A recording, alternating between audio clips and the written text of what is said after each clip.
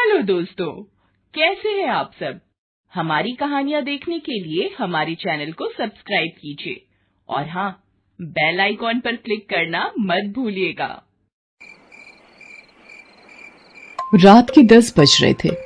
हर ओर सन्नाटा था, लेकिन रात के इस सन्नाटे में गर्ल्स हॉस्टल से एक लड़की बाहर निकलती है। उसके सैंडल की खटखट की आवाज से वो सन्नाटा टूटता है। बाहर उसके इंतजार में एक आदमी अपनी बड़ी और लंबी सी कार में बैठा हुआ है।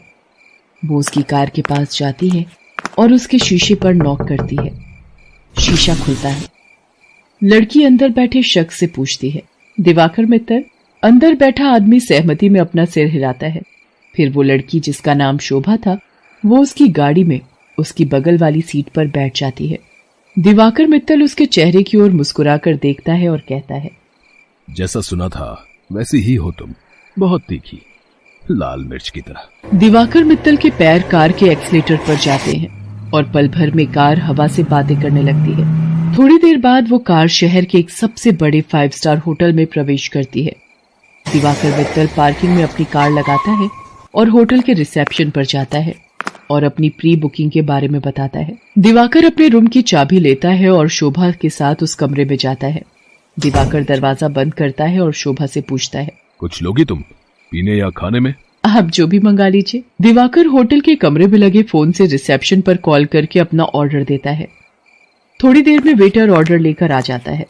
वे दोनों खाने के साथ साथ थोड़ा थोड़ा पीते भी हैं और फिर दिवाकर और शोभा एक दूसरे में खो जाते हैं। सुबह जब शोभा की नींद खुलती है तो दिवाकर वहां नहीं होता है। उसके तकिए के नीचे नोटों की गड्डी रखी होती है। वो गड्डी को उठाती है, फिर होटल के बाहर आती है। बाहर आकर वो एक कैब बुक करती है और उसमें बैठकर गर्ल्स हॉस्टल की ओर निकल जाती है। कैब वाला बीच बीच में उसे घूर कर देखता है तो शोभा को गुस्सा आ जाता है।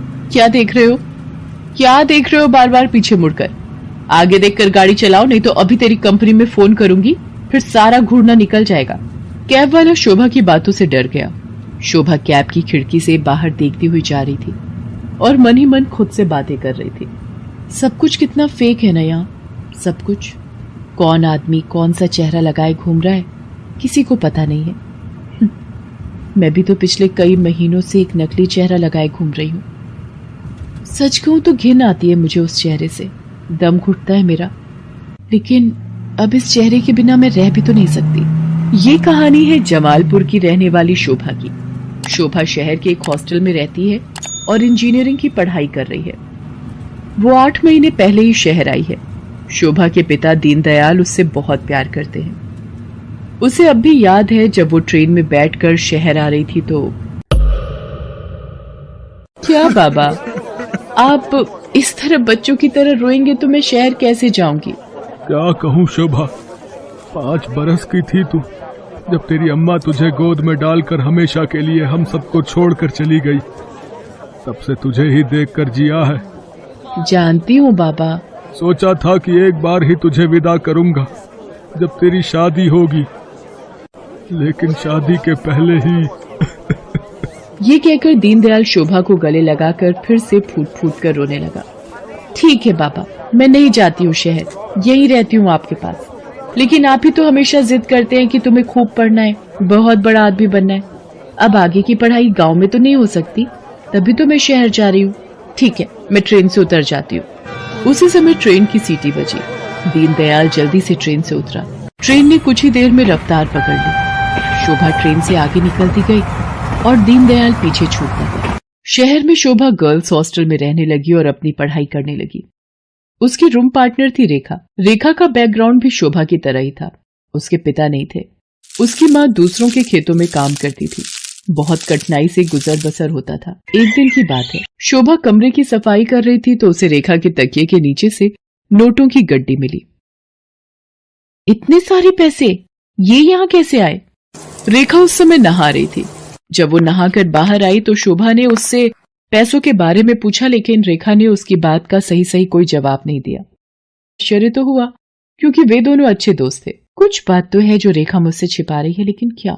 शोभा ने एक बात और नोटिस किया कि हफ्ते में 3-4 दिन रेखा रात को कहीं चली जाती थी और सुबह वापस आती थी। उसने इस बारे में भी रेखा से पूछा तो तू भी बिना मतलब जासूसी करती रहती है।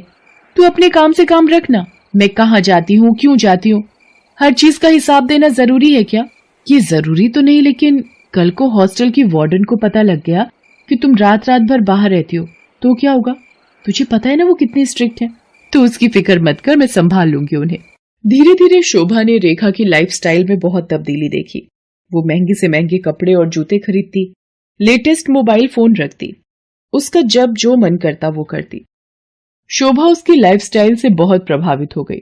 शोभा ने बचपन से अब तक गरीबी ही देखी थी, इसलिए उसका भी मन करता कि वो भी नए कपड़े खरीदे, महंगे मोबाइल रखे, उसका जो मन करे वो कर सके। रेखा देख, मैं तुझसे ये नहीं पूछने वाली कि तू ऐसी रईसों वाली लाइफस्टाइल कैसे जीती है, लेकिन मैं भी तेरी तरह जीना चाहती हूँ। मैं तंग आ गई हूँ एक एक पैसे के लिए तरसते हुए।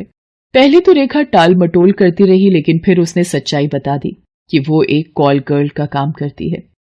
उसकी बातों को सुनकर शोभा शॉक्ड रह गई और उसने कहा कि अगर ये बात वार्डन को पता लग गई तो बड़ी भोली है रे शोभा। हॉस्टल की वार्डन को सब पता है, वही तो हमें दबाव डालकर भेजती है लोगों के पास। वार्डन की सारी सच्चाई जानकर शोभा एक बार फिर से चौंक गई। रेखा ने उसे ये भी बताया कि हॉस्टल की कुछ और लड़कियां ये काम करती हैं। शोभा को ये सब सुनकर अजीब तो लगा, लेकिन बेहतर लाइफस्टाइल के चक्कर में वो अपने सम्मान का सौदा करने के लिए तैयार हो। मैं इस गंदे दलदल में फंस गई हूँ। हालांकि इस दलदल ने मुझे बहुत सारी वो चीजें दी जिसके लिए मैं तरसती थी, लेकिन मैंने अपनी मासूमियत खो दी है, मैंने अपनी शांति खो दी है, मैंने अपनी पवित्रता खो दी है। बाबा को कितनी उम्मीद थी मुझसे, और मैं क्या करने लगी मैं। शोभा की आंखें भीग गई थी। वो अब ये काम नहीं करना चाहती थी, लेकिन हॉस्टल की वार्डन उस पर बार बार दबाव डाल रही थी। देख शोभा, जल में रहकर मगर से बैर मत कर, और हाँ, ये सती सावित्री बनने का नाटक छोड़ और जो बोलती हूँ वो कर। शोभा ने वार्डन को फिर से इनकार कर दिया। गुस्से में वार्डन ने उससे कहा, देख शोभा, तेरा इनकार तेरे भविष्य के सारे रास्ते बंद कर देगा। मेरी एक शिकायत पर कॉलेज से भी तुझे निकाल दिया जाएगा, और तुझे मैं इतना बदनाम करवा दूंगी कि इस शहर तो क्या, तू कहीं भी किसी को मुंह दिखाने के लायक नहीं रहेगी। शोभा उस रात हॉस्टल से निकली तो जरूर, लेकिन उसने कुछ तय कर लिया था। वो हॉस्टल से निकलकर सीधा पुलिस स्टेशन पहुंची और इंस्पेक्टर नाज़नीन को हॉस्टल और वार्डन की सारी सच्चाई बता दी। शोभा की बात सुनकर नाज़नीन शॉक्ड रह गई। शर्म आ रही है मुझे तुम पर और उन सभी लड़कियों पर जो अच्छी लाइफस्टाइल के चक्कर में शॉर्टकट अपनाती हैं और अपने सम्मान का सौदा करती हैं, और तुम जैसे मासूम लोगों का फायदा तुम्हारी वार्डन जैसे लोग उठाते हैं। मुझसे बहुत बड़ी गलती हो गई इंस्पेक्टर नाज़नीन।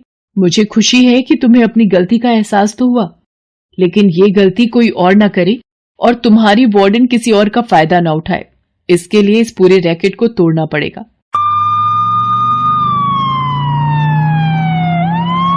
इंस्पेक्टर नाज़नीन ने वार्डन को गिरफ्तार कर लिया और उसे जेल भेज दिया।